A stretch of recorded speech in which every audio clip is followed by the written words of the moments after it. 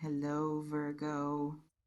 Your gut already spoke before the evidence, before the conversation, before any of the pieces arranged themselves into something the logical mind could point to and say, there, that, that is what I have been sensing all along. It spoke in the way that the deepest instincts always speak, not in words, not in arguments, not in anything that could be easily presented to another person as justification. It spoke in the quality of a silence that felt wrong, in the slight shift of an energy that was too small to name but too consistent to ignore, in the way something inside you went quiet and watchful in moments when everything on the surface appeared perfectly fine, and you heard it. Maybe you tried not to. Maybe you constructed reasons, reasonable, generous, entirely human reasons why what you were sensing was probably nothing. Probably your own insecurity talking. Probably the residue of old wounds from old situations that had nothing to do with this person, this connection, this specific and present reality. But the instinct did not accept those explanations. It remained patient, persistent, completely unmoved by the arguments assembled against it. That kind of instinct deserves a serious conversation. And that is exactly what this reflection intends to have. Before anything else, let's establish something that does not get said nearly often enough in conversations about intuition and relationships. Your instincts are not neutral. They are not randomly generated background noise that occasionally happens to align with reality. They are the product of an extraordinarily sophisticated processing system, one that operates below the threshold of conscious awareness, that integrates information from sources the analytical mind doesn't even register as data, that draws on the accumulated pattern recognition of every experience you have ever had with human behavior.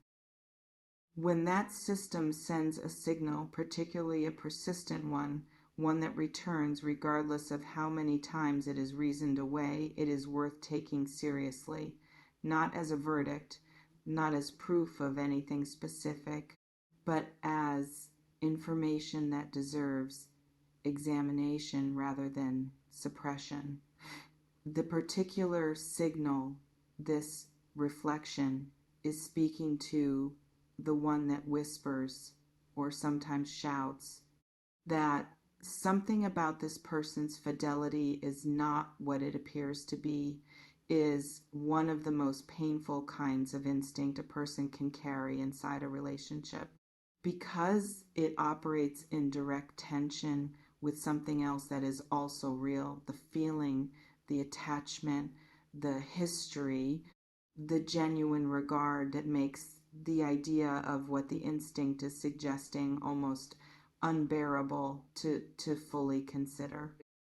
And so most people do what human beings do when confronted with two things that cannot both be true simultaneously. They choose, not always consciously, but they weight the evidence.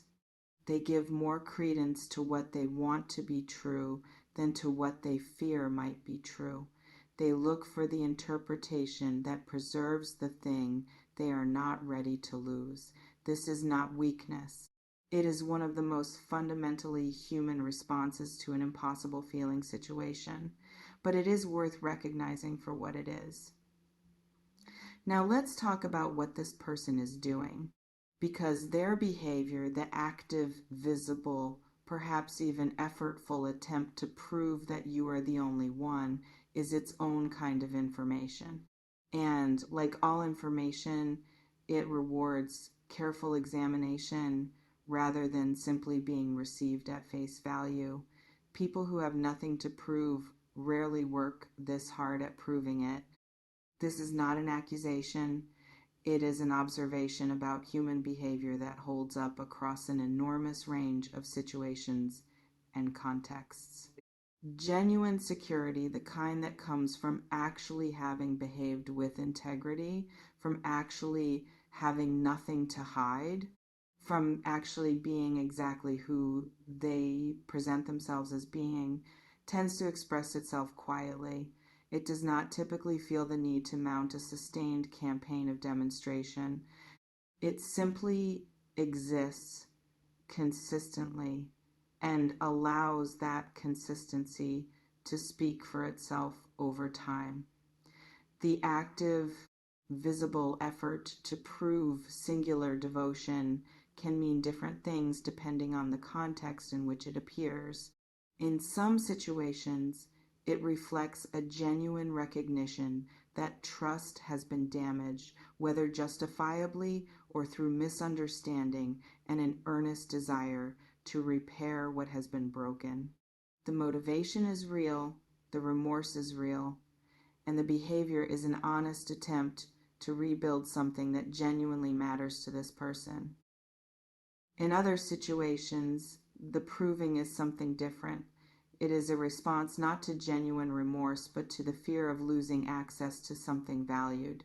It is motivated less by an honest reckoning with what happened and more by the practical desire to manage the consequences of what was discovered or sensed. The behavior looks similar from the outside. The words are often indistinguishable, but the interior of it, the motivation driving it, is fundamentally different.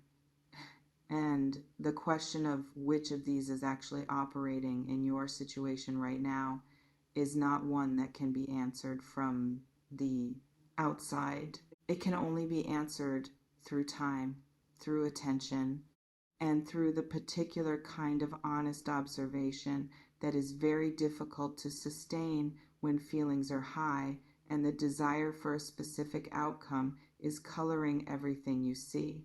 Here is where this reflection needs to slow down, because there is a dimension of this situation that most conversations about cheating and trust and proving devotion tend to skip past in their rush to arrive at either vindication or reconciliation. Your experience of carrying this suspicion, whatever its ultimate accuracy, has already changed something. Not in a dramatic, irreversible sense necessarily, but in the quiet, cumulative way that sustained doubt changes the interior of a relationship. The way it creates a layer of watchfulness that sits between you and the natural ease of genuine intimacy. The way it makes certain moments that should be simple, that should be uncomplicated, slightly charged with a question that neither of you may be acknowledging directly, but that both of you can feel. That layer does not disappear simply because proof remains elusive. It does not dissolve because this person is working hard to reassure you. It requires something more specific than reassurance to actually shift something that goes deeper than demonstrations of devotion and arrives at the level of genuine transparency, genuine accountability, and a genuine willingness to understand why the doubt arose in the first place. Because here is something worth sitting with carefully. If your instinct was wrong, if what you sensed was the product of your own fear rather than an accurate reading of this person's behavior, then the path forward involves understanding where that fear is rooted and whether it is something that belongs to this relationship specifically or something older that has been imported from elsewhere. And if your instinct was right, if what you sensed was an accurate perception of something that actually occurred, then the path forward involves an entirely different conversation. One that requires a level of honesty from this person that goes beyond proving they only want you now and arrives at the more difficult territory of what happened, why it happened, and what has genuinely changed in their interior life that makes a different outcome possible going forward. Both paths require honesty, but they are not the same path. And conflating them or allowing the proving to substitute for the conversation that actually needs to happen does not resolve the situation. It defers it. Let's talk about what you deserve in this moment. Not in a broad, abstract sense, in the specific, practical sense of what this situation is actually asking from you and what is reasonable to ask in return.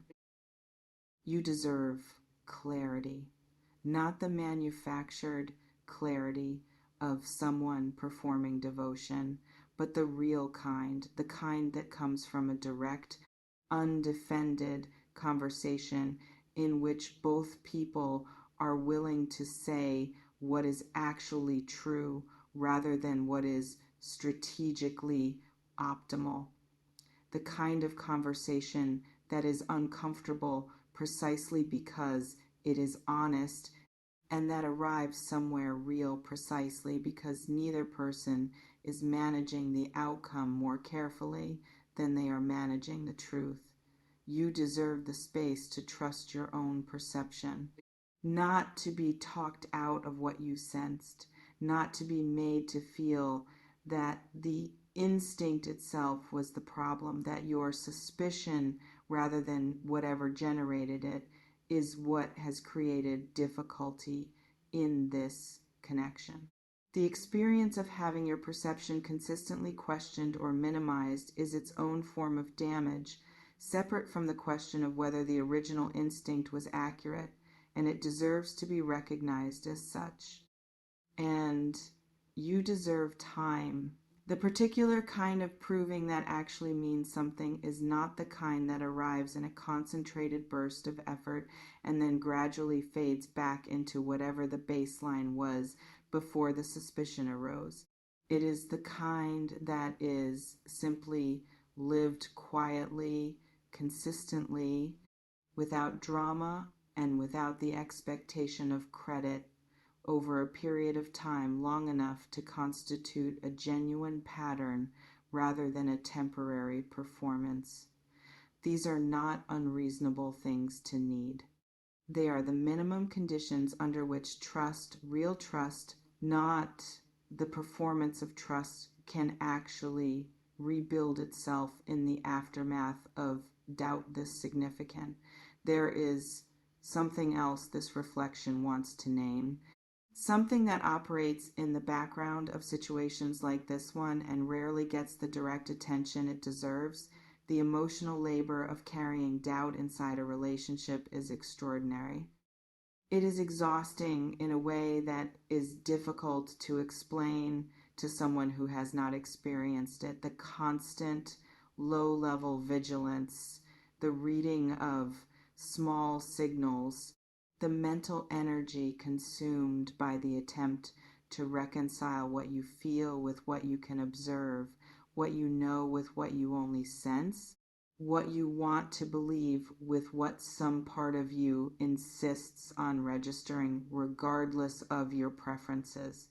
That exhaustion is real, and it has a cost, not only to you individually, but to the quality of presence you are able to bring to this relationship and to every other dimension of your life. The attention that is consumed by sustained doubt is attention that is not available for other things, for your own growth, your own peace, your own enjoyment of a life that exists beyond the boundaries of this particular situation.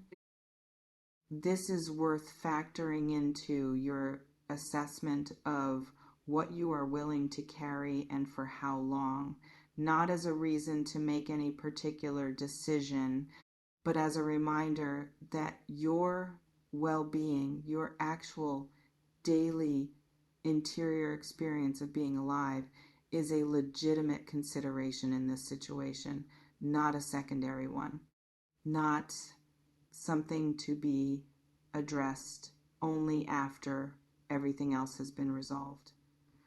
The question of whether this person only wants you is important, but it is not the only important question. The question of whether this situation, in its current form, is something you can inhabit with any real degree of peace, that question matters too. And it deserves an honest answer that you arrive at for yourself, independent of what this person is working to prove. Before this reflection closes, one final observation. Intuition in relationships is rarely simple. It is rarely a clean, unambiguous signal pointing clearly in a single direction. It tends to arrive mixed with fear, with hope, with the accumulated residue of everything that came before this moment in your relational history. Separating the signal from the noise, identifying what is genuine perception and what is old fear, finding new objects, is some of the most demanding interior work a person can undertake. But it is work that pays, because the person who can distinguish between what they are actually sensing and what they are projecting, who can hear their instincts without being controlled by them, who can take their own perception seriously without making it the only input that matters, that person navigates connection with a quality of clarity that protects them without closing them off, that holds them accountable to what is real without making them hostage to what is feared. You have an instinct that has been speaking. You have a person who is working visibly to rewrite the story that instinct has been telling. Neither of those things on its own is the complete picture. The complete picture is somewhere in the honest middle, in the territory between the fear and the hope, between the suspicion and the proof, between what this person is trying to demonstrate and what your own interior, beneath all the noise of wanting and worrying, is quietly and persistently telling you is true. That territory is uncomfortable, but it is the only one in which a real answer actually lives. And you are more capable of navigating it than this situation may currently be making it easy to feel. Trust that. At least as much as you trust everything else.